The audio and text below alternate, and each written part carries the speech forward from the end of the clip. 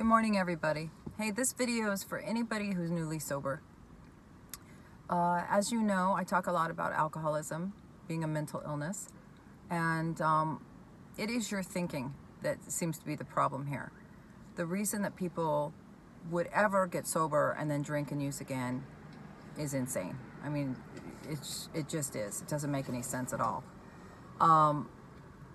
So what you have to understand about alcoholism is its main objective, alcoholism, is to get you to drink and use again, period. And it's going to do that. It's cunning and baffling and powerful. It is very sneaky. It will kind of size you up and see what's the best way to come at you.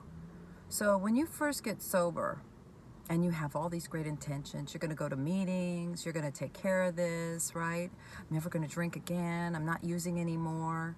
It's the new me. Right? I did this myself, so I'm not being sarcastic. What happens though is that disease, that thinking, will start working on you. Sometimes it comes in the form of a resentment. You'll go to meetings, someone will say something, it'll piss you off. You go, I'm never going back there again. That's it. I hate those people. They don't understand me. They're mean to me. Right? It could be self-pity, remorse and guilt.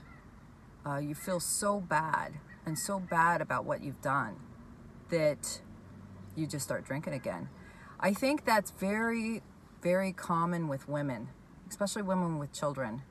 Women with children are the hardest people to get sober. I mean, it's the amount of guilt and remorse that you feel about what you've done to your family is so great that that guilt comes in and just starts beating the shit out of you, right?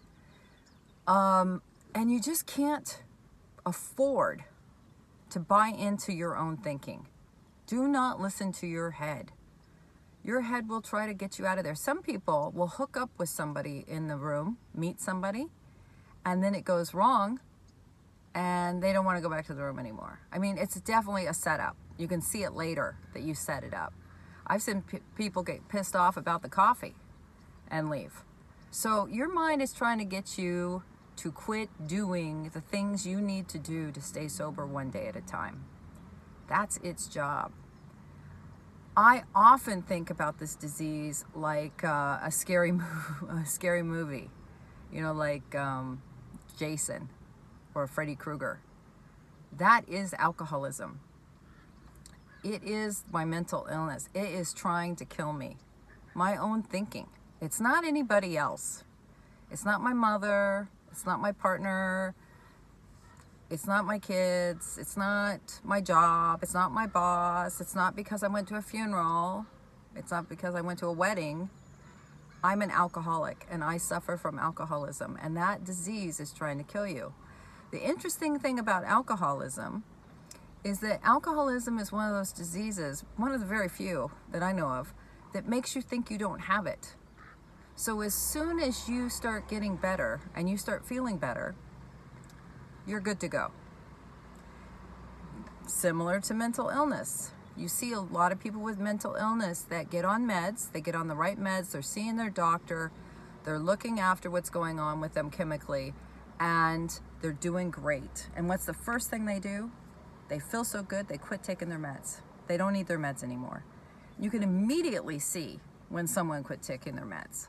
And it's the same with alcoholism.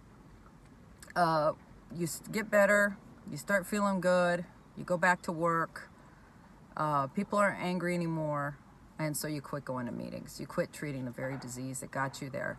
It doesn't make any sense. And I think people that have been sober for a long time and relapsed, you know, at the beginning of the movie, you know, Jason is off in the bushes far away. And it's funny, you watch the movies and you're sitting there and the people are happy, you know, everything's fine. They're in the shower or something, you know, at the campsite. And we can see Jason coming. We can hear the music, the change of the music. And you're thinking, oh my God, look behind you, right? He's right behind you. And, you know, don't go back in the house, you know, whatever it is. You can see it when you're looking at it, but when you're in the movie, you don't know how close Jason is. So when you first get sober, if it's your first attempt, you've got Jason is back in the bushes. But as you keep relapsing and trying to come back and get sober, Jason gets closer and closer and closer. So pretty soon, he's right behind you. So the things you did before the first time you got sober to keep Jason back, you know, you got to keep moving. It's hard to hit a moving target, right? So you're progressing in your recovery, and he's still back here. You know, he's way back here. And if he catches you and you relapse, what you did before, you have to do more. You're going to have to figure out what the recipe is for you to stay sober. You might stay sober longer, so you added some spirituality, you added some meetings or some helping others, maybe you tried the steps, but you didn't add enough. So don't quit trying. Go back and think, okay, this is what I was doing last time and it wasn't enough, so I'm going to add to it, right? And you got to add to it. And I think when you realize that the shorter time you have, I mean, he's right behind you now. You can't screw around with this disease. There's no in and out, in and out. You see people do that, and eventually what happens is they start losing their mind. They mentally go. They might physically come back, but they don't mentally make it back. The delusion starts going. They start believing their own bullshit. They're living in their own rationalization and justification. And once that happens, I mean, it's really tough. So you don't want to mess around with this. That mental illness is something you don't want to mess with your mental health. It's bad enough what we do to our bodies, but to our minds, it's incredible. So when you're thinking and thinking and thinking and thinking, and you're new and you've got all these ideas and plans, you got to be careful. You got to run that past someone with some sobriety, someone that knows alcoholism, your therapist, your counselor. Run those ideas past them, because they just might be a setup for you to get the hell out of recovery later down the trip. I mean, I've seen it before. I've seen people plan their relapse months before.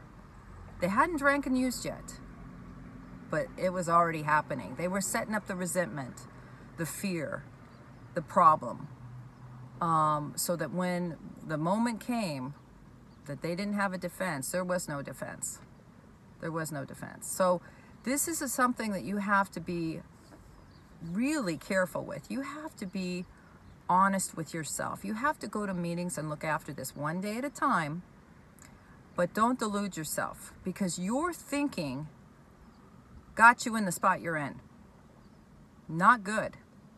I mean, really, think about that. Your very thinking is what made you get to AA. That whatever disaster happened in your life, that was that thinking. So don't trust that thinking to get you out of it. Get some help. Ask for help. Go to meetings. Be open-minded. You don't have to take every suggestion, but open-mindedness. Listen for people that have done this, that know about the disease of alcoholism and how hard this is. You can't get out of it on your own. There's just no way. And you definitely don't want to get to the point where you just go, fuck it, I don't care. Then you just grab a shopping cart and you fucking go on your way, and you just want to be left alone. Just fucking leave me alone. That's how those people get that way. I know. At some point you just give up and you just don't want to be bothered anymore. Quit talking to me about this, right? Just let me live my life, you know, as selfish and self-centered as it is, you know. So this disease is really a serious thing, and you need to take it seriously. If you want help, be open to some new ideas and suggestions, and do not listen to your head. It's trying to kill you. Have a great day. Bye.